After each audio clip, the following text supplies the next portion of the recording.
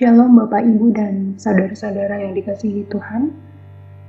Kembali lagi direkam renungan Kamis dan bahan yang akan kita buka hari ini dari bacaan Filipi 3 ayat 13 sampai dengan 14. Berbunyi demikian, saudara-saudara, aku sendiri tidak menganggap bahwa aku telah menangkapnya.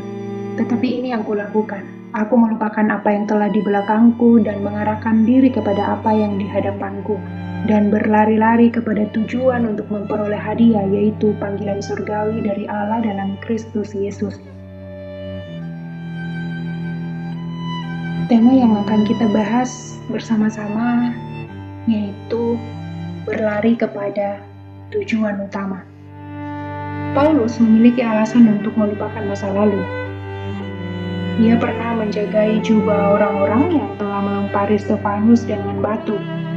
Orang Kristen pertama yang mati sebagai martir. Kalau kita lihat kisahnya di Kisah Para Rasul 7 ayat 57 dan juga ayat 58. Paulus waktu itu disebut Saulus.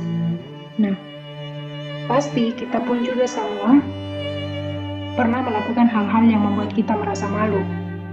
Dan kita hidup di dalam hubungan antara keadaan diri kita dahulu dengan keadaan kita yang ingin untuk diri kita nanti. Sekalipun demikian, karena pengharapan kita adalah di dalam Kristus, maka kita bisa melepaskan rasa bersalah, masa lalu, dan memandang ke depan kepada wujud diri kita di mana Allah akan membantu kita untuk mencapainya. Nah, Bapak Ibu, kita jangan tinggal terus di dalam masa lalu kita. Sebaliknya, bertumbuhlah dalam pengenalan akan Allah dengan berkonsentrasi pada hubungan kita dengan Allah saat ini. Kita harus menyadari bahwa apapun kegagalan kita di masa lalu yang membuat kita malu, kita harus percaya bahwa Allah telah mengampuni kita. Dan penuh iman, kita harus melangkah ke kehidupan yang baru dalam hidup ketaatan kepada Tuhan dan iman kita kepadanya. Dan kita harus terus menantikan kehidupan yang lebih utuh dan lebih berarti karena pengharapan kita yang ada di dalam Yesus. Bagaimana agar kita tetap fokus berlari kepada tujuan utama kita adalah tentunya dengan terus bersandar dan melihat kepada kasih Allah yang telah mengampuni kita.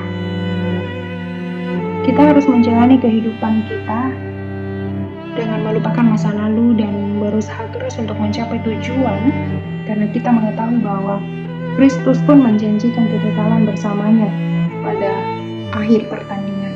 Jadi, ketika kita mengingat masa lalu kita, jangan akhirnya kita jatuh kembali kepada hal yang membuat kita malu atau kegagalan kita di masa lalu.